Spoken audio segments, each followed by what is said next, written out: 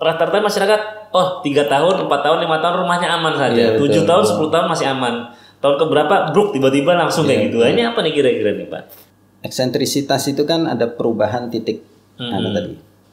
Semakin tinggi, nanti dia akan semakin jauh. Semakin besar gaya yang dihasilkan. Iya. Jadi jika dia miring. Sehingga disarankan kalau memang dia cuma panjang, jangan yang tinggi.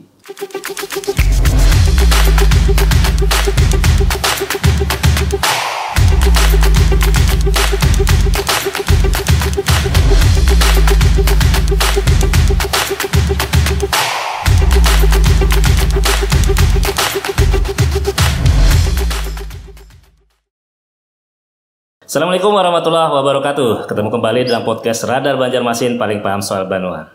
Pemirsa podcast, beberapa hari terakhir ke belakang kita seringkali mendengar kabar jatuh atau robohnya atau ambruknya bangunan-bangunan yang terjadi di daerah yang dulunya itu mengalami banjir. Nah, hari ini kami ingin menjawab pertanyaan-pertanyaan publik melalui kejelasan dari para pakar yang memang memahami bagaimana sebuah konstruksi bangunan itu bisa ambruk. Sudah hadir di depan saya adalah Dr. Engineering Insinyur Yulian F. Arifin MT. Beliau ini adalah Ketua Hati Himpunan Ahli Teknik Tanah Indonesia, Komisariat Pak ya? Yeah. Komisariat Daerah Kalimantan Selatan. Beliau juga adalah dosen di Fakultas Teknik Sipil Universitas Lambung Mangkurat dan alumni Doktor Engineering dari Jerman Pak ya. Dari jurusannya programnya ngambil di geoteknik Pak ya. Juga, ya. Dari mana Pak di kampusnya? Namanya Bauhaus Universität Weimar. Oke. Ya, kita yakin lah kalau beliau udah alumni Jerman berarti kan kepakaran beliau nggak usah diragukan lagi. Karena itu kami mengundang beliau dan terima kasih Pak Yulian sudah berkenan hadir dalam podcast Radar Banjarmasin.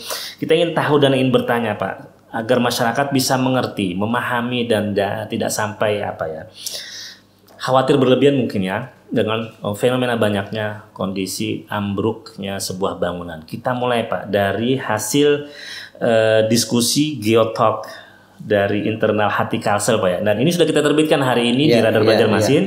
Di halaman depan ini ada diskusi dalam kegiatan itu mengenai analisis penyebab ambruknya Alfamart di Gambut. Bisa dijelaskan Pak, tentunya dengan bahasa yang bisa dimengerti masyarakat. Karena kalau saya baca ini bahasanya sangat teknis dan tidak semua masyarakat bisa mengerti. Tapi dengan penjelasan sederhana Pak, bagi masyarakat awam bisa menangkap dan mengerti apa Pak kajian-kajian yang sudah dilakukan terkait dengan penyebab ambruknya gedung Alfamart beberapa waktu lalu itu. Oke, jadi terima kasih Pak Toto ya pertanyaannya. Jadi kita tetap bahwa menghormati hasil investigasi. Kita di luar daripada itu, jadi sehingga apa yang kita sampaikan adalah sifatnya umum sehingga masyarakat tidak khawatir dan terhadap fenomena-fenomena yang ada.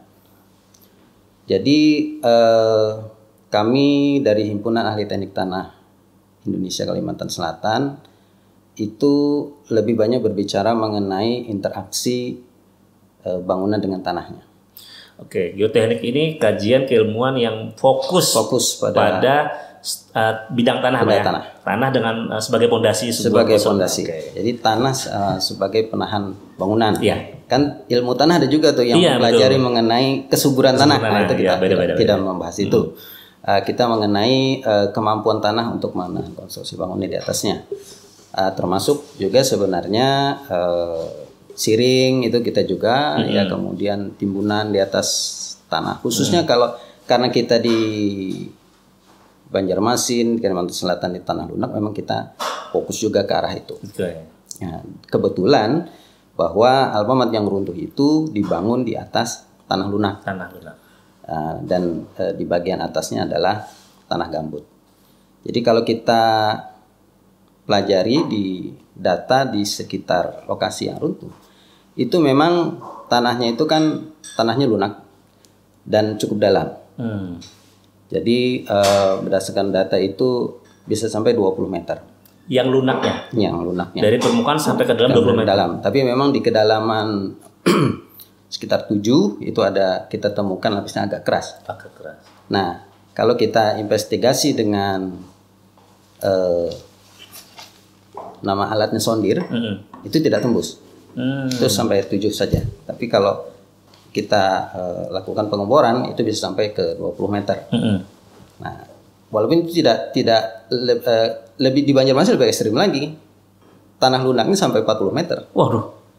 Ya. Oh, iya. Tanah lunaknya biasanya sampai 28, 30, tapi biasanya pondasi di posisi 40, 38 meter, 40 meter. Jadi kalau kebetulan di sana memang ya itulah perbedaannya tanah dengan kalau yang lain kita bisa melihat, kalau tanah kita harus memperkirakan berdasarkan hasil investigasi. Nah, kembali ke Alfamart tadi. Jadi di dalam perancangan itu sebenarnya sudah ditetapkan bahwa di samping kita harus menghitung daya dukung bahwa pondasi yang kita desain itu aman, kita harus juga menghitung penurunan yang terjadi pada konstruksi, khususnya di tanah lunak. Itu sudah harus ketentuan itu. Nah, dan itu yang mungkin biasanya tidak dilakukan atau tidak dianalisis. Jadi kenapa dilakukan? Karena memang ketika kita bangun konstruksi di atas tanah lunak dengan menggunakan fondasi dalam yang kebetulan di sana, dan di bawah fondasi itu masih ada lapisan tanah lunak, maka gedung pasti akan turun. Pasti turun, Pak. Ya, pasti turun. Nah, makanya kita perlu perhitungan turunnya seberapa. Ya, karena gedung itu nanti dibebani dengan pembebanan yang berbeda-beda di dalamnya. Ibaratnya ada yang ditaruh lemari di sini, ada yang ditaruh barang di sini. Bebannya itu kalau dirancang itu sama, tapi kalau dilaksanakan berbeda. Betul. Sehingga nanti pasti dia akan miring. Kalau misalkan nanti bebannya berbeda. Dari perbedaan itulah nanti ada istilahnya yang ada di Quran itu differential settlement. Itu turunnya beda-beda di titik-titik di dalam gedung itu. Itu di dalam desain biasanya tidak dihitung. Ya, di dalam desain hanya dia pokoknya terjadi istilahnya itu ada gaya-gaya lah yang terjadi di dalam. Nah, padahal nanti ketika dia berbeda, ada perbedaan penurunan, maka nanti akan perubahan gaya-gayanya. Apalagi kalau dia miring. Kalau dia miring, ada di dalam Quran juga ada istilahnya itu eksentrisitas. Eksentrisitas itu kita jelaskan gini, kalau misalkan ada satu titik, ya, kemudian semula beban itu ada di titik ini, karena miring dia akan geser. Bebannya terbagi, Pak, ya? Iya, jadi tidak pada titik tumpu utamanya. Dengan tidak dari tumpu utama ini ada nanti gaya baru. Nah, jadi kalau semula misalnya konstruksi itu aman karena ada gaya baru tadi, belum tentu dia bisa aman. Jadi itu ada perubahan. Jadi disitulah khasnya mendesain konstruksi di atas tanah lunak, khususnya kalau kita kearifan lokal kita kan pakai galam. Betul. Dan itu sudah dari dulu bisa. Memang kita tidak mengatakan itu tidak baik, tidak bisa, tetap itu bisa kita pakai memang.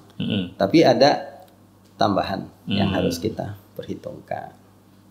Oke, berarti kalau misalnya Pak ya bicara soal pondasi, dan ini ada kebiasaan di masyarakat kita menggunakan jasa tukang yang secara kearifan lokal, saya bahasakan tradisional, mengambil berdasarkan asumsi. Tadi Pak Yon bilang tanah gambut itu lapisan lunaknya 20 meter. Artinya kalau galamnya itu cuma panjang 7-8 meter sebagai pancangan untuk konstruksi dasar cakar ayamnya, maka sangat rentan ya. Bisa dikatakan seperti itu karena nggak menyentuh, atau dia sudah disedot atau dihisap dan diikat oleh lapisan lumpurnya itu mungkin. Dengan kasus yang kemarin itu, apakah itu faktornya dengan kajian geoteknik? Salah satunya memang mungkin konstruksi awalnya yang mungkin tidak memperhatikan struktur tanah, daya tahan dan daya dukung tanah, apakah ada juga faktor tambahan banjir kemarin yang mempengaruhi lapisan tanah yang semakin lunak, atau peruntukan bangunan yang semula itu ruko tanpa beban ketika digunakan sebagai retail lalu tambah beban itu juga mempengaruhi. Kira-kira faktor apa yang paling dominan? Jadi kalau kita bagi-bagi tahapan-tahapan, jadi pada tahap awal di perencanaan, di tengah itu ada di pelaksanaan, kemudian ada di pemakaian, penggunaan daripada bangunan, dan patok eksternal. Eksternal itu tadi itu masuk yang banjir.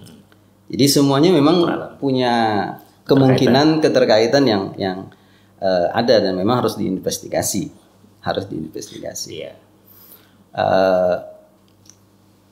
Di awal tadi harus ada pengujian. Sebelum perencanaan harus pengujian. Berapa kedalaman tanah lunaknya, berapa daya dukungnya dan sebagainya. Termasuk tadi harus ada perhitungan. Di tengah di pelaksanaan ada juga harusnya pengujian mengenai mutu. Selain pengawasan juga diuji mutu daripada apakah misalkan beton yang diharapkan misalnya K250 tercapai. Standarnya. Ya misalnya. Kemudian di penggunaan. Di penggunaan juga kalau misalkan ruko ini kan kalau biasanya kita cari berapa beban ruko diarahkan ke perumahan 250 kg per meter persegi. Kalau misalkan berubah menjadi gudang saja atau barang jadi berlebih, itu harusnya didesain 500 kg, jadi 2 kali lipat.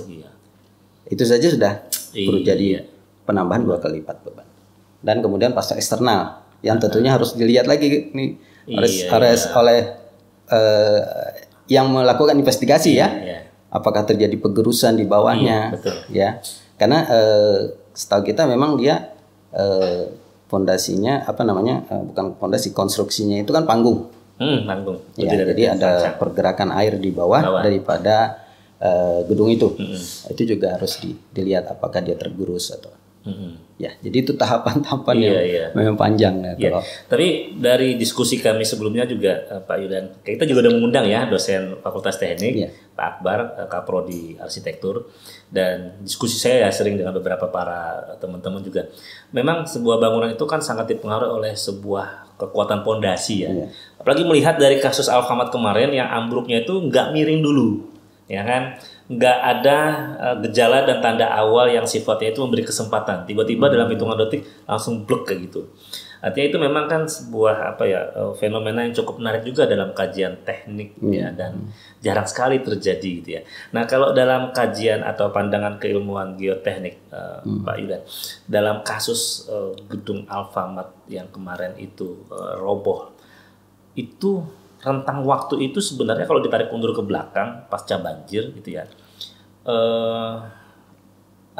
faktor banjir itu apakah juga cukup mempengaruhi? Ditambah juga yang disebutkan tadi perencanaan, pelaksanaan sampai pascanya itu, dan apakah itu juga dipengaruhi oleh beban yang mobilitas manusia masuk dan lain sebagainya. Artinya masyarakat kan jadi khawatir dan takut jangan-jangan gedung yang sama, yang peruntukannya juga sama gitu akan menimbulkan gejala dan kasus juga yang sama gitu. Kira-kira gimana itu Pak? Kalau kita bicara gedung baru itu dia turun, itu berarti ada kemungkinan kegagalan daripada fondasi. Karena dia berarti turunnya segera. Jadi kalau yang ini kan ruko kalau nggak salah sekitar 2011 ya. 2010-2011 2010-2011 berarti umurnya sekitar 10 tahunan. 10-11 tahun ya kan. Itu sudah terjadi penurunan. Jadi kalau penurunan di tanah lunak itu dia ada waktunya Pak. Rentang waktunya. Makanya kenapa menjadi masalah itu karena waktunya lama. Seandainya setelah segera dibangun dia turun, udah selesai berarti. Nah sedangkan penurunan di tanah lunak itu waktunya lama. 10 tahun itu masih akan terus berlanjut. Jadi 20-30 tahun dia waktunya. Makanya ada metode terbaru kan bagaimana mempercepat penurunan itu. Nah sekarang sehingga dia nanti mengunci ya bangunannya dengan iya artinya gedung itu sudah tidak turun lagi. Ya. Jadi kalau kita pernah lihat ada satu perumahan elit di Surabaya sebelum dibangun ditimbun dulu, tapi diberi dengan namanya vertical drain, sehingga ditimbun bebannya sama besar dengan gedung yang akan dibangun. Setelah selesai penurunan terjadi dalam waktu 3 bulan dibongkar, kemudian dibangun dengan gedung dengan berat yang sama, tidak akan terjadi apa-apa lagi. Nah, itu salah satu metode terbaru lah untuk. Tapi sekarang banyak diaplikasikan di jalan.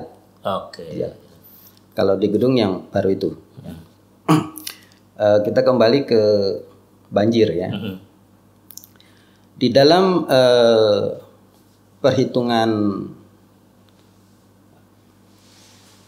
daya dukung pondasi, jadi muka air tanah memang diperhitungkan. Ya, muka air tanah. Tapi kalau banjir kan berarti dia di luar ya kan. Nah, dan kita selalu memperhitungkan kalau khususnya di Banjarmasin di Tanah Lunak itu kan dia muka airnya sama dengan muka tanah. Sehingga kalaupun terjadi banjir dia akan ada kenaikan ya kan. Itu sebenarnya tidak terlalu masalah. Masalahnya apakah nanti dia akan menggurus daripada pondasinya. Itu kalau dia ada kenaikan pondasi itu tidak air akibat banjir tidak ada masalah. Nah, jadi apakah nanti dia akan menggurus? Nah itu yang jadi masalah. Nah, harus diperhatikan juga sih, karena kan kita lihat misalnya 7 meter tergerus 1 meter aja sudah tinggal sisa 6 meter. Betul. Apalagi dia memang tanahnya sangat lunak. Karena kalau lunak itu sangat mungkin terjadi penggerusan akibat ada arus dari air itu ya. Iya. Jadi memang ada menarik juga di tanah lunak ini sebenarnya. Kalau kita lihat bagaimana kalau kita melihat tukang saja, dia memancangkan, kalau memancangkan pondasi kan cukup dihentakkan. Iya betul. Bisa masuk ya. Bisa masuk betul. Apalagi cuma panjang dalam sekitar 3 meter. Langsung gitu. Tapi itu di awal saja. Tapi setelah beberapa hari itu akan kuat gitu ya. Karena memang ada. Jadi pada saat awal dia terganggu. Pada saat dipancang dia terganggu. Nah, apakah ketika banjir itu tanah itu terganggu? Nah, mungkin juga perlu dilihat. Oke, ini memang jadi menarik karena memang bagi masyarakat teknik sendiri ya, orang-orang yang berkecimpung dalam kajian keteknikan merasa heran juga ini dengan kasus kemarin. Pak Akbar juga menyatakan ini memang fenomena yang sangat menarik dan patut dilakukan kajian komprehensif dan disampaikan ke publik agar semuanya paham, mengerti dan tidak menimbulkan asumsi yang berbeda-beda ya. Ada yang mau nyebut banjir dan segala macam. Tapi Pak, ternyata kasus serupa juga terjadi. Tak lama setelah itu di wilayah yang sama di bagian belakangnya ada rumah warga yang kemudian dan juga cukup viral di media sosial yang ambruk dengan konstruksi juga beton juga ya dindingnya, saya lihat itu di Instagram. Nah, dalam kasus yang seperti itu Pak, ini bicara soal rumah warga. Hal-hal apa yang bisa menjadi penyebab seperti itu Pak? Apakah biasanya masyarakat ketika membangun itu faktornya memang tadi seperti di awal tadi disebutkan perencanaan, pelaksanaan setelah posnya itu. Rata-rata ini kan rata-rata masyarakat 3 tahun, 4 tahun, 5 tahun rumahnya aman saja. 7 tahun, 10 tahun masih aman. Tahun keberapa bruk tiba-tiba langsung kayak gitu. Ini apa nih kira-kira nih Pak? Saya juga dapat ya. Kami di grup memang ada mendapatkan itu dan menariknya memang itu di lokasi yang berdekatan ya. Betul, bagian belakangnya Pak. Sampingnya itu ya, masuk lewat samping gang itu. Dan itu juga menarik juga gitu. Fenomena apa ini? Ya, artinya memang apakah memang ada faktor eksternal? Nah, itu memang harus diinvestigasi.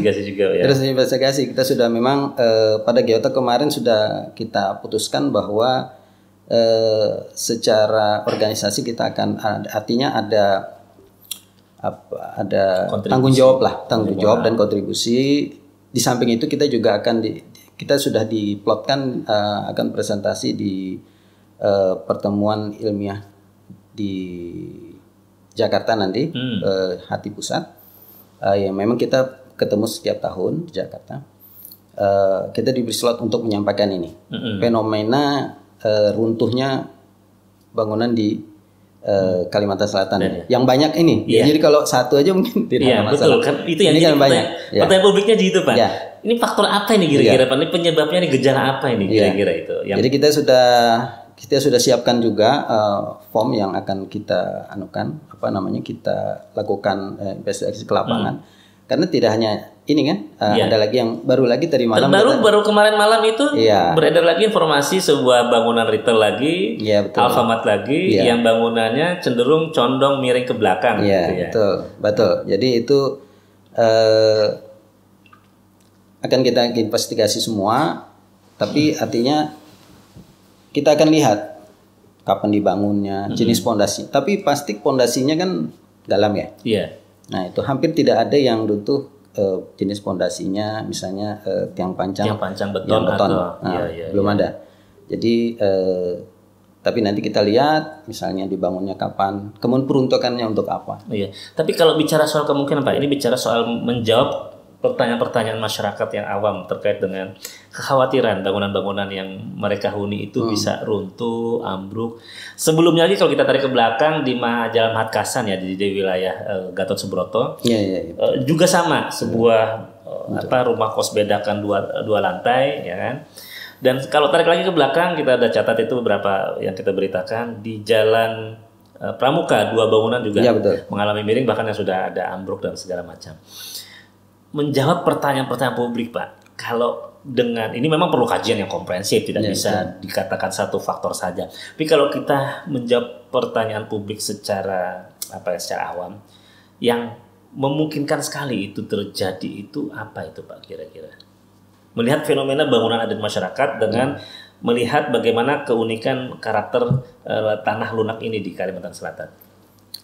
Ya, jadi seperti saya sampaikan tadi, memang yang tidak banyak diperhitungkan itu adalah bahwa satu hal yang pasti ketika kita bangun bangunan di atas tanah lunak ada penurunan.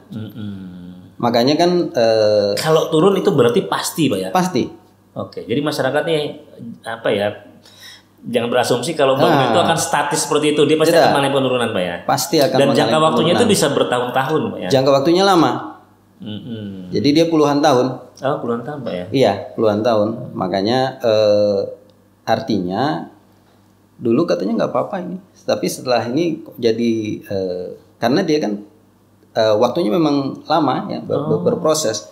Apalagi misalnya tadi semula rumahnya biasa, artinya kayu, kemudian dicor lantainya, dindingnya di plester, bebannya bertambah. Kemudian semula isinya kurang, tidak terlalu banyak, kemudian diisi dan sebagainya. Ada penambahan beban juga. Apalagi misalnya ada satu fenomena yang seharusnya juga dianalisis khususnya di Banjarmasin di Tanah Lunak, ketika ada perubahan atau pembangunan bangunan baru di sampingnya. Itu juga akan berpengaruh terhadap gedung di sebelahnya. Itu yang sangat menarik sebenarnya di Tanah Lunak. Khususnya tadi untuk bangunan yang dibangun dengan pondasi galam. Pancang galam.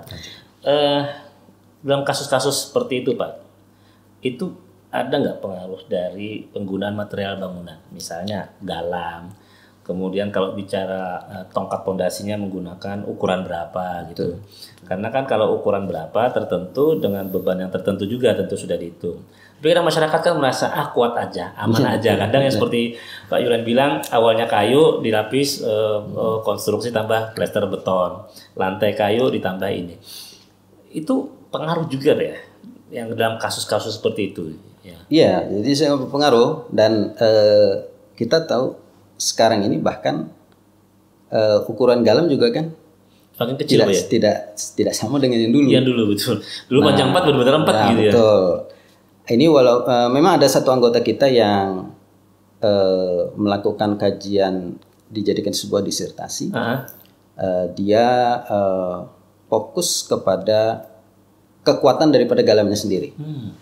Yang mudah-mudahan bisa menghasilkan hasil yang yang bisa memberikan informasi kepada kita. Apakah memang terjadi perubahan kualitas galamnya itu. Oh. Jadi kalau dimensi pasti ya. Pasti sama. Kalau dimensi kita melihat. Gitu. Iya betul. Kita bisa ukur. Iya. Artinya kalau dimensi saja mungkin jumlahnya bisa kita tambah. Iya. Karena kan itu sebenarnya fungsi daripada jumlah. Iya. Jadi kalau misalnya dulu satu pondasi kelompok pondasi itu diisi dengan 50, misalnya sekarang jadi misalnya 75 dan seterusnya. Iya. Tapi itu dari sisi dimensi saja. Nah, apakah kekuatannya juga berbeda? Nah, mudah-mudahan bisa menghasilkan hasil yang bagus. Iya. Berarti bisa jadi Pak ya, kita nggak tahu nanti hasil temuannya seperti apa. Galam yang dihasilkan oleh alam 25 tahun lalu dengan yang sekarang karena perubahan ekosistem alam, habitat alam juga bisa mempengaruhi mungkin Pak ya. Mungkin kita tidak tahu. Kita lihat hasilnya saja. Iya. Karena juga dia mempelajari mengenai sumbernya itu ya. Arti dari satu tempat dengan tempat lain dengan ekosistem berbeda itu komposisi kandungan material di dalam itu juga hasil investigasi sebelumnya itu berbeda. Itu teknis sekali ya, tapi memang kadang masyarakat nggak paham. Jangan-jangan galam yang diambil dari daerah Batola dengan galam yang diambil di tanah laut ini punya karakter berbeda ketika digunakan untuk pancangan di Banjarmasin. Betul. Iya kan? Betul. Iya. Untuk saat dulu gitu tidak pernah memikirkan itu. Iya betul sekali. Yang namanya galam dimanapun ya galam logikanya gitu. Ternyata sangat pengaruh. Tapi saya juga ternyata baru tahu Pak ya, masyarakat berpikir, saya juga berpikir Pak dulu ya posisi rumah itu 10, 50, 5, 10, 15 itu mungkin posisinya rasanya kok nggak ada berubah. Orang berasumsi bahwa tanah di depannya saja yang naik. Padahal ternyata tanah aspal juga semakin meninggi. Ternyata rumah ini juga menurun ya. Karena kalau seperti itu artinya orang bilang sekarang posisinya semakin rata dengan tanah di depan karena tanah di depannya naik. Ternyata bukan, tapi karena memang turun. Turun Pak ya. Ya, turunnya itu besarnya tergantung daripada beban. Tapi tidak membahayakan nggak Pak dengan kekuatan konstruksi itu sendiri? Seharusnya tidak. Tapi di dalam perencanaan itu ada batasan-batasan. Ya, ada batasan-batasan. Tapi kalau rumah tinggal dan sebagainya biasanya tidak ada masalah ya. Kalau ini kita tinggal khususnya kayu kalau dia lebih fleksibel ya. Iya. Nah, jadi masyarakat seharusnya tidak perlu khawatir kalau misalkan ada terjadi penurunan. Oke. Pak, tadi dibilang di gambut itu kelembekan tanah itu pada posisi 7 sampai 10 meter. Ketika dites di posisi 10 meter lebih dia ketemu tanah keras. Di Banjarmasin tadi Bapak bilang, Pak Emi bilang bahkan sampai 40 meter. Iya. Logika saya kalau kita bikin bangunan, masyarakat, tukang biasanya berdasarkan asumsi pancangan galam 4-5 meter udah cukup untuk pondasi rumah tingkat 2 dengan konstruksi beton. Tapi ternyata banyak yang nggak tahu bahwa tanah kita itu lembek. Itu beresiko nggak Pak dengan situasi dan kondisi tanah-tanah di Banjarmasin? Dan kira-kira Pak kelembekan tanah yang ternyata cukup dalam dan cukup ini itu di titik mana aja di Banjarmasin yang sangat rentan? Kalau kita kelompokkan itu Pak, wilayah yang sangat rentan itu. Oke. Kalau Banjarmasin berdasarkan data yang pernah kita lihat relatif merata. Hampir semua tanah di Banjarmasin itu lembek. Iya, semuanya. Dan kedalamannya pun hampir sama. Hampir sama. Jadi kedalaman biasanya di Pancang itu sekitar 40. Di tempat-tempat tertentu lebih. Ya, di tempat. Jadi kalau ada beberapa jembatan yang kadang-kadang di awal didesain sekitar 38 ternyata sampai ke 50-an 58 ya. Itu di Banjarmasin ya. Iya, di Banjarmasin. Tapi kalau di bagian atas hampir merata. Hampir merata. Ya. Jadi kalau misalnya Pak, ini buat masyarakat juga ya bagi yang ingin melakukan perencanaan membangun rumah, ruko dan segala macam. Yang idealnya Pak, dan itu kan bagian kearifan lokal yang sudah menjadi tradisi, menggunakan tiang pancang itu kan mungkin dari sisi ekonomi juga lebih murah. Tapi kalau memberikan masukan dan saran Pak bagi masyarakat yang ingin membangun rumah di Banjarmasin, apa Pak saran dan tipsnya terkait dengan tiang pancangan yang menggunakan galam ini Pak? Atau berbahan dasar kayu gitu? Ya, artinya mungkin jadi kalau kita melihat di tulisan itu ya. Iya. Seperti saya sampaikan tadi, eksentrisitas itu kan ada perubahan titik tadi. Semakin tinggi, nanti dia akan semakin jauh. Semakin besar gaya yang dihasilkan. Iya. Jadi, jika dia miring. Sehingga disarankan kalau memang dia cuma panjang, jangan yang tinggi. Oke, satu, jangan terlalu tinggi. Jarak ideal berapa Pak? Dari permukaan tanah atau air di bawahnya ini dengan lantai, jarak idealnya tingginya berapa? Kadang kan apalagi pasca banjir, orang khawatir nanti 5-10 tahun lagi kan banjir nanti dengan kondisi yang sama bahkan lebih tinggi, baik ditinggikan aja sekali. Tinggi maksud saya itu bukan tinggi tiangnya. Kalau panggungnya memang kita kan ada keharusan di Banjarmasin seharusnya. Ya, tapi maksud saya kalau memang satu lantai saja. Oh, tinggi bangunan Pak ya. Karena semakin tinggi nanti ekstensitasnya semakin besar. Nah itu jadi itu kalau kita bicara secara teknis ya. Berarti kalau galam idealnya maksimal tinggi 2 meter, 2 lantai aja Pak ya. 2 lantai mungkin ya. Tapi dilihat dulu nanti dia kan beban itu fungsi daripada jarak antar kolom lagi. Iya. Ya. Kalau semakin jauh, semakin beban. Mungkin akan sama nanti dengan yang sekian atau mungkin jadi sama dengan 3 lantai. Kalau semakin jauh. Betul. Jadi semakin rapat. Jadi semakin rapat sebenarnya dia artinya kuat. Salah satu sebenarnya juga yang bisa kita lihat lihat sekitarnya seperti apa. Kalau jadikan contoh Pak ya. Contoh, walaupun memang itu investigasi awal lah sebelum kita melakukan pembangunan. Lihat di sekitarnya seperti apa. Nah, kalau kita bereksperimen dengan yang lebih dari itu, berarti kita harus melakukan perhitungan yang lebih matang. Dan jarak ideal tuh Pak antar kolom tiang ini Pak, berapa Pak maksimal Pak supaya nanti posisi aman bagi masyarakat yang ingin membangun? Kalau kita lihat yang ada itu mungkin ya sekitar 4 lah ya. 4 meter. Kalau lebih dari itu mungkin harus ada perhitungan lebih lagi. Oke, 4 meter Pak ya. Ini kolom antar tiang ya. Kalau jaraknya makin semakin besar nanti semakin bebannya semakin berat. Ya biasanya memang yang besar-besar itu tentu bangunan publik ya. Iya, gedung-gedung besar. Publik ya. Maka harus itu. Tentu pondasinya harus pondasi tiang. Kalau rumah-rumah itu rata-rata kan Pak dia 1,5 meter sampai 1,5 meter sampai 1 meter jaraknya ya. Itu sudah sangat aman Pak. Iya.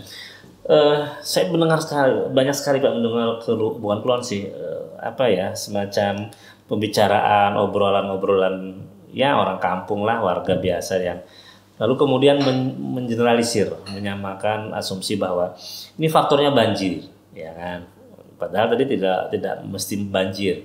Ada yang bilang bahwa ini karena tongkatnya katanya yang ini. Ada yang bilang galamnya dan segala macam. Pak, yang paling diperhatikan sekali dalam sebuah konstruksi bangunan terkait dengan pondasi, itu apa sih sebenarnya Pak? Oke, jadi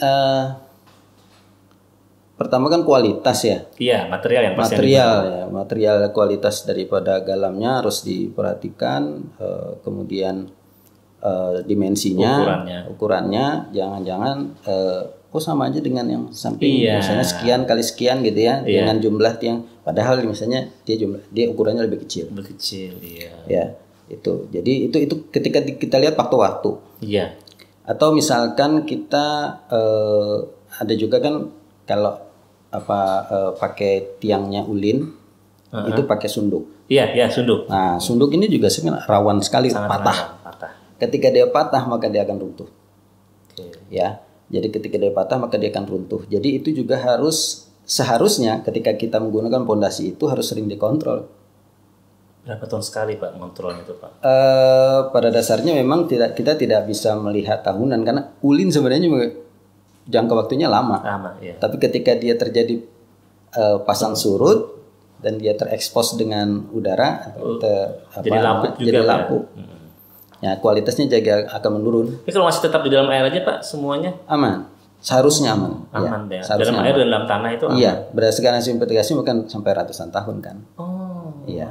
Iya, betul. Iya. Dan itu terjadi pada bangunan yang masih masih terlihat Pak ya, bangunan-bangunan yang masih zaman kerajaan Banjar yang udah 200 tahun gitu ya. Di Telok Selong itu yang saya lihat di daerah Sungai Jingan. Betul. Yang itu karena memang dia berada pada posisi dalam tanah. Betul, dalam tanah. Nggak dimakan oleh rayap binatang itu. Iya, betul. Pak, bicara soal kekuatan material, kalau bicara soal ulin secara teorinya dia memiliki kemampuan menahan beban berapa besar. Kemudian idealnya sebuah konstruksi itu yang perlu diperhatikan, tadi Bapak bilang ada sunduk, ada juga mungkin biasanya kalau dia mengikuti tiang pancangan dalam kan ada lapaknya nih Pak ya, sepatunya ini kita kan bisa geser Pak ya. Iya. Nah, karena memang mungkin nggak dikunci itu istilahnya. Apa yang perlu diperhatikan Pak? Karena masyarakat kita kan percaya dengan tukang percaya dengan intuitifnya, percaya dengan pengalamannya, yang membangun di sini aman-aman aja. Padahal di sini berbeda karakternya. Bagi masyarakat Pak, yang harus dilakukan pasca banyaknya peristiwa runtuhnya bangunan-bangunan itu, apa yang dicek dulu Pak, yang dan diperhatikan? Terus bagaimana langkah-langkah selanjutnya terkait dengan mitigasi agar tidak terjadi juga, karena bicara karakter tanah tadi kan semua bangunan di Banjarmasin khususnya itu beresiko ya. Jadi kalau misalkan kita bisa lihat apakah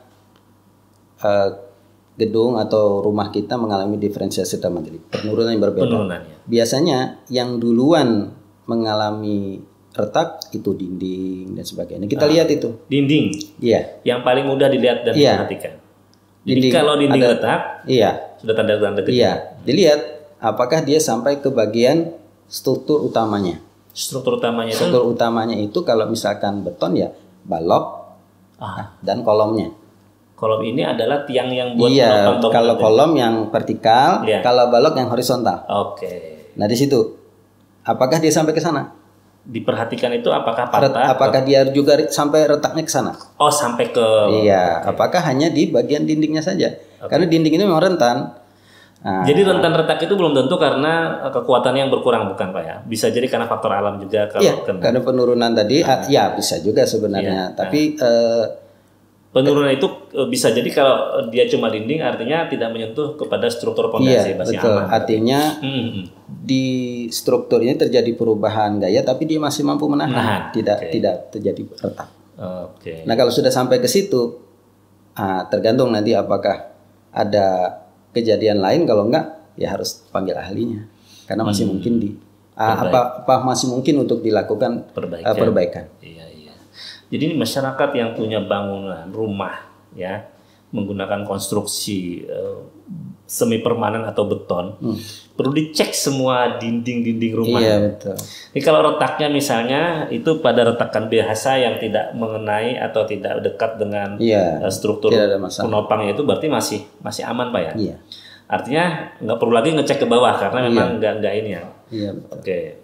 Tapi biasanya Pak kalau yang misalnya di bawah itu ada yang patah sunduknya satu atau dua, itu nanti akan cepat nggak Pak? Artinya dia kan terjadi diferensial beban tumpunya ini akan cepat nggak Pak membuat bangunan itu akan cepat runtuh gitu karena bebannya semakin berat penopang yang lain itu. Iya, jadi kalau memang ada di bagian-bagian tertentu yang harus diperbaiki harus langsung dilakukan perbaikan karena kalau di situ bagian runtuh kan bisa mengakibat ke bagian yang lain. Iya. Benar tambahan itu. Iya.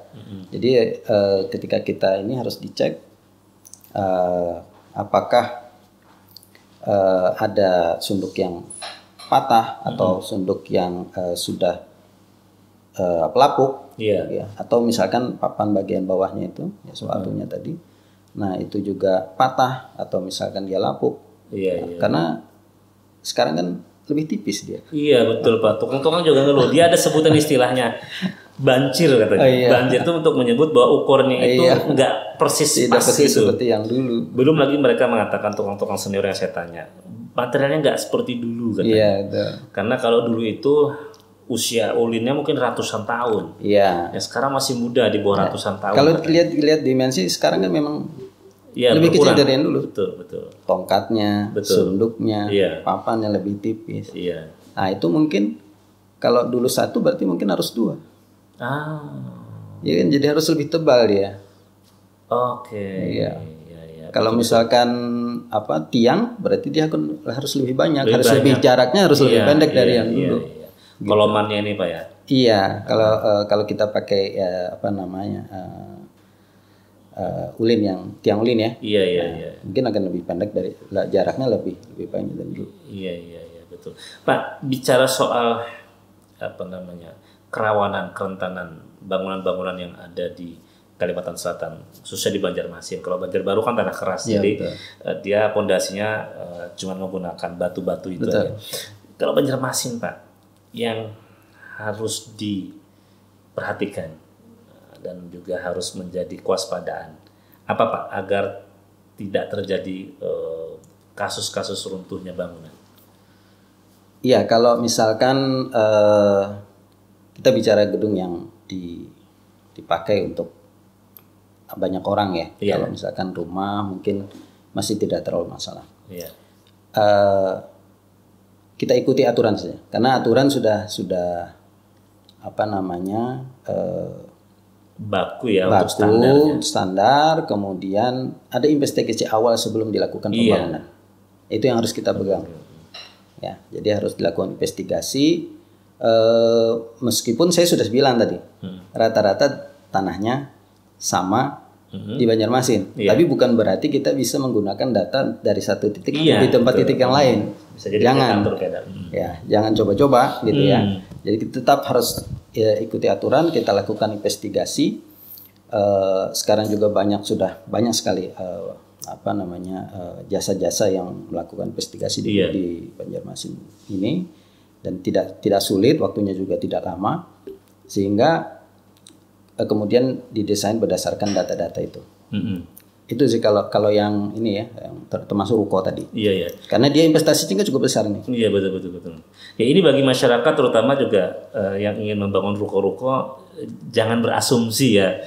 Jangan percaya, karena kan gini Pak, itu kan bangunan publik, itu sudah jelas standarnya, aturannya, ketentuannya, ada ininya dulu ya sebelum melakukan kajian-kajiannya. Itu wajar, sehingga bisa dijamin standarnya sudah terpenuhi dan kekuatan konstruksi bisa dijamin. Tapi ini bicara soal masyarakat yang biasanya menggunakan jasa-jasa tukang, kearifan lokal, yang kadang berpikirnya tiang pancangan cukup aja jumlah galamnya dengan panjang 7 meter aja, 8 meter, jumlahnya 12 biji aja, 10 biji aja, karena kebiasaan.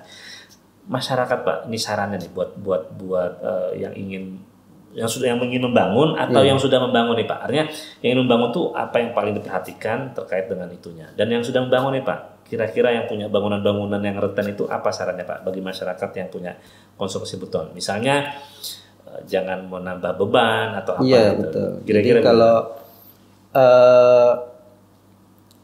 yang pertama kita tadi sudah kalau kita tadi belum membangun ya, ikuti aturan, karena sekarang untuk membangun ada IMB-nya kan cukup ketat. Iya, betul. Dan itu juga akan diperiksa oleh ahli sekarang. Betul. Nah, jadi insya Allah relatif aman lah. Berarti nanti tinggal di pelaksanaan. Iya. Ya, pelaksanaannya lakukanlah sesuai dengan perencanaannya. Lakukan sesuai dengan perencanaan. Nah, nanti di penggunaan. Ketika didesain memang untuk itu, akan dirubah penggunaannya, dianalisis dulu. Kan bukan berarti tidak bisa ya. Kita harus dianalisis dulu. Kalau memang memungkinkan, misal dulu pondasinya dilebihkan, karena ada kemungkinan rencananya mau ditingkatkan misalnya. Ada kan yang seperti itu ya. Jadi udah dibesarkan aja nih ininya misalkan. Nah, dari data itu kan bisa kita lihat apakah mungkin itu untuk ditambah ya, dijadikan, dirubah menjadi gudang, atau misalkan ditambah tingginya. Jadi itu bagi yang bagi yang sudah ada, ya berarti kalau dari awal sudah ruko jangan dirubah. Ya jangan dirubah, karena ada kemungkinan itu tadi dengan faktor alam juga kita tahu ya. Jadi kemungkinan akan terjadi keruntuhan. Ya, risiko itu selalu ada Pak ya. Ini menariknya itu adalah Kalimantan Selatan ini wilayah yang memiliki karakter tanah tanah lembek Pak ya. Makanya ULM tuh menyatakan diri sebagai kampus lahan basah. Iya betul. Asumsi saya lahan basah itu cuman lahan di atas air dan lahannya basah Pak. Ternyata dia punya karakter yang beda bahwa tanah itu sangat lembek dan orang tukang bilang bangun rumah di Banjarmasin itu lebih mahal di pondasi ketimbang di konstruksi atas gitu ya. Ya, secara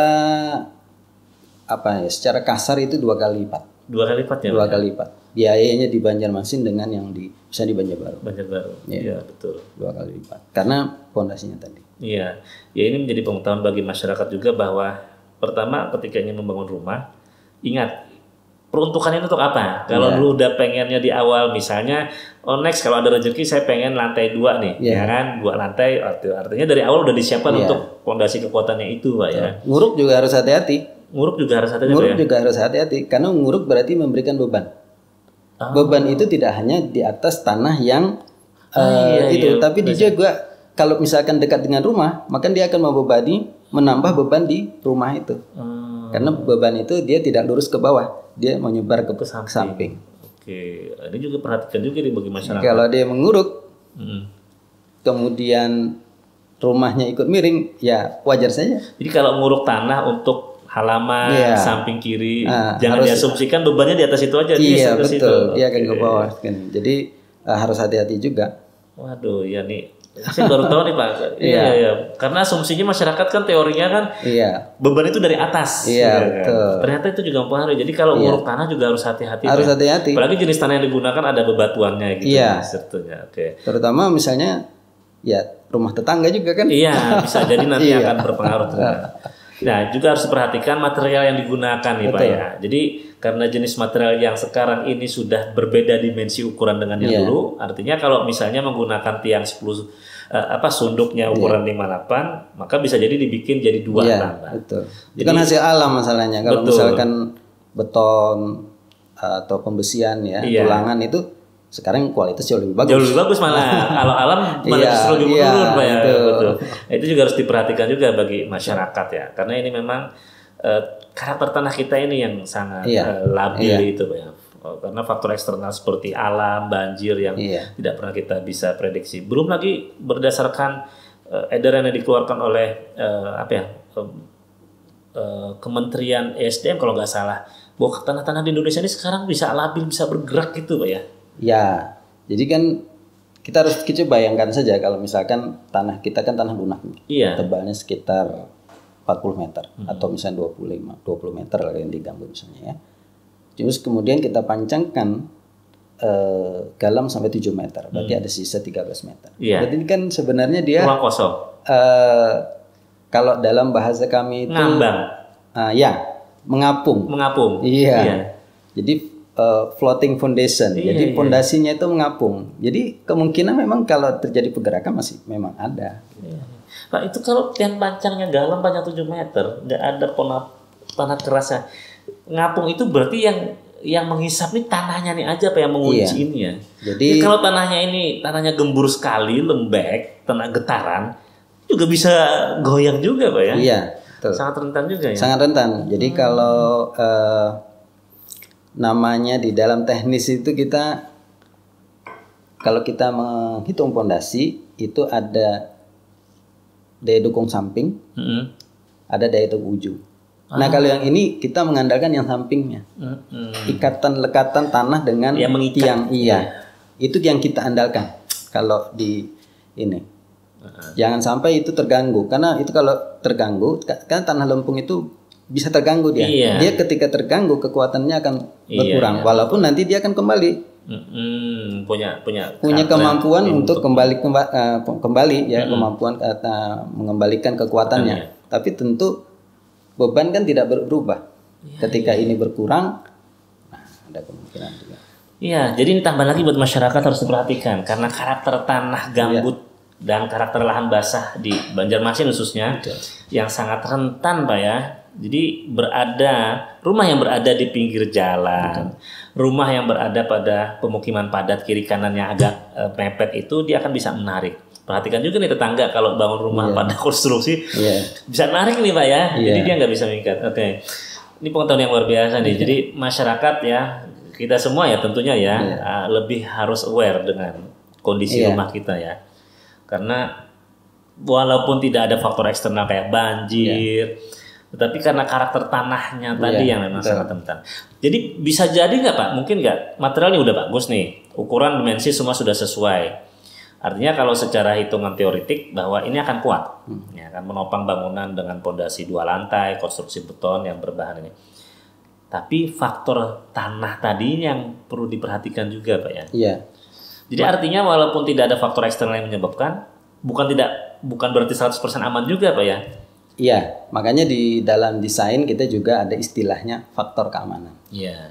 Faktor keamanan itu yang nanti akan, biasanya kita menggunakan lumayan tinggi ya. Di SNI disyaratkan cuma 2,5. Bisa kita 2,5 apanya nih Pak? 2,5. Jadi kalau misalkan daya dukungnya itu 1 ton, misal 1 ton. Nanti kita bagi dengan 2,5. Jadi dianggap bahwa dia hanya mampu mendukung 1/2-nya. Anggap saja kita bagi 3 ya, misalnya dia 900 bagi 3 300 kilo saja. Nah, jadi sebenarnya masih ada safe, masih ada aman sekitar 600 kilo. Oke. Nah di situ. Tapi di tanah lunak ketika kita desain kita biasanya lebih tinggi dari itu. Lebih tinggi daripada yang distandarkan. Bisa 3 sampai lebih. Oke. Itu tergantung daripada berapa banyak data yang kita punya. Jadi keyakinan daripada kita, atau misalnya kita sudah sering desain di situ dengan data yang ini cukup, maka kita akan bisa mengurangi faktor keamanan. Tapi biasanya paling minim 3. Ya. Jadi ini Pak yang jarang diperhatikan masyarakat. Masyarakat mungkin ya tukang-tukang juga hanya memperhatikan jenis dan kualitas material yang digunakan. Kayunya ya kan, kalau material dengan berbahan dasar beton kan sudah jelas ya. Tapi kalau berbahan dasar kayu itu yang diperhatikan. Padahal ternyata yang lebih penting dan utama itu karakter tanahnya. Betul. Seperti saya sama tadi diuruk. Diuruk itu sebenarnya urukan itu ada 2 kemungkinan. Selain menambah, dia juga bisa menarik fondasi. Jadi jangan sampai kita nguruk sampai ke daerah fondasi, jangan. Karena dia akan menarik fondasi ke bawah. Karena urukan itu turun, dia akan menarik ke bawah. Itu ada juga teorinya. Itu yang kita pelajari juga. Dan itu tidak diketahui oleh masyarakat awam. Tidak. Ya, sangat jarang bahwa mereka hanya berpikir nguruk itu ya untuk meninggikan tanah, ya kan, untuk halaman misalnya atau untuk ini. Ya bebannya cuma di situ, nggak pengaruh konstruksi. Dan itu tidak hanya untuk fondasi yang floating seperti yang kita galam tadi. Untuk tiang pancang yang sampai tanah keras pun harus diperhitungkan kalau kita menguruk. Karena dia akan ibaratnya memberi tambahan beban. Iya. Oke, jadi masyarakat nih ya, artinya kita semua yang punya bangunan di tanah mengapung floating itu tadi harus lebih aware juga, harus lebih peka ya dengan kondisi bangunannya. Apabila ada tanda-tanda keretakan di dinding, dicek apakah sudah menyentuh pada wilayah pondasi atau tiang utamanya gitu Pak ya. Karena yang namanya tanah ini tadi pasti turun Pak ya. Pasti turun. Dan turunnya berbeda-beda tergantung beban. Dan juga tergantung lokasi di mana rumahnya. Karena yang lalu lalang mobil berat itu kan terasa getarannya. Beban luar lah istilahnya. Beban traffic, beban yang lain. Dan yang pasti jangan mengubah konstruksinya. Karena kalau peruntukannya untuk kayu ya kayu. Jangan artinya bisa didiskusikan dengan di awal. Di awal. Karena itu nih Pak, yang saya tangkap itu kekhawatiran masyarakat dengan banyaknya fenomena bangunan-bangunan roboh dan. Jadi kalau boleh saya simpulkan bahwa memang semua itu bisa terjadi pada bangunan apapun yang ada di atas tanah yang lembek itu. Betul. Karena berkaca kayak di gambut yang di Alfamart kemarin, mungkin materialnya itu bagus, ya kan. Kemudian kualitasnya bagus, tapi sekali lagi tanahnya yang bisa jadi mempengaruhi itu Pak ya. Bisa. Ya lebih turun ke dalam sehingga tiang pancang galamnya semakin turun. Berarti tongkatnya ngapung, nggak ini lagi. Betul. Jadi tidak hanya bicara soal material dan kualitasnya, tapi juga tanahnya ini harus diperhatikan. Jadi kita harus lebih hati-hati ini ya. Tapi jangan terlalu khawatir. Betul, jangan khawatir. Cuma paling tidak kita akan lebih aware gitu. Jadi mitigasi dan antisipasinya lebih cepat. Iya betul, betul. Iya kan? Jadi ketika ada risiko bahwa akan kerusakan yang berdampak pada keruntuhan yang kalau itu terjadi misalnya pada saat malam kan risiko korban kan lebih besar. Korban jiwa. Iya, dan ini bisa diantisipasi. Tapi bukan berarti harus khawatir berlebihan juga, Pak ya. Baik Pak Yulian, ini diskusinya menarik sekali. Kami udah mengundang beberapa pakar ya, karena memang ini merupakan pertanyaan-pertanyaan publik yang muncul. Ini kayak apa bangunan saya misalnya? Saya sering Pak lihat di komen-komen itu. Lalu mereka bertanya ketika ada postingan terkait dengan bangunan runtuh, bangunan miring, muncul khawatiran yang berlebih di masyarakat gitu ya. Saya pikir itu hal yang wajar ya, tapi jangan juga terlalu fobia Pak ya. Iya. Memang kita memang harus berhati-hati juga menyampaikan kepada publik ya. Terutama menyampaikan dari bahasa teknis kepada bahasa yang umum bisa itu memang tidak mudah. Dan kayaknya perlu diedukasi juga nih Pak. Mungkin dari Universitas Lambung Mangkurat melalui Fakultas Teknik kan banyak pakar kepada para tukang-tukang tradisional ini. Iya betul. Karena asumsinya menggunakan material yang sama di kontur tanah yang berbeda pasti akan berbeda juga. Iya betul. Banyak mereka kan nggak paham, taunya ya dimanapun tanah sama karena tanah gitu, padahal karakternya berbeda. Bagi orang yang artinya kita dari Banjarmasin sendiri gitu kan, artinya rumah kita ya seperti itu. Dulu kita bangun dengan bahkan ada yang lebih khas lagi kaca puri misalnya. Cuma tanahnya hanya ditaruh diamparkan dia mampu. Nah, itu berarti kan bukan berarti nanti bisa digunakan saat ini. Iya betul. Karena misalnya dimensinya lebih kecil, berarti jumlahnya harus lebih banyak dan sebagainya. Itu yang mungkin harus diperhatikan di para tukang saat ini ya. Perlu juga itu diedukasi Pak ya. Diberikan pengetahuan terkait dengan teknologi pertukangan. Baik Pak Yulian, terima kasih sekali diskusinya, bincangnya, dan menjadi sebuah informasi yang sangat berharga bagi masyarakat yang mendengarkan ini, bahwa seperti disampaikan tadi di awal, bagi yang sudah punya bangunan tidak perlu khawatir, karena memang setiap rumah itu pasti turun, dan itu tidak menjadi potensi berbahaya selama tidak menyentuh pada kerusakan atau strukturnya utama. Jadi kalau retak-retak dinding ya itu wajar ya, karena memang faktor usia mungkin. Tapi kalau sudah dindingnya retak di wilayah pada posisi struktur utama, nah ini harus diperhatikan. Ya, juga mungkin nggak ada salahnya ngecek lagi pada pondasi bawah, gitu Pak ya. Karena pasang surut ini bisa jadi galamnya muncul ke permukaan, itu bikin lapuk.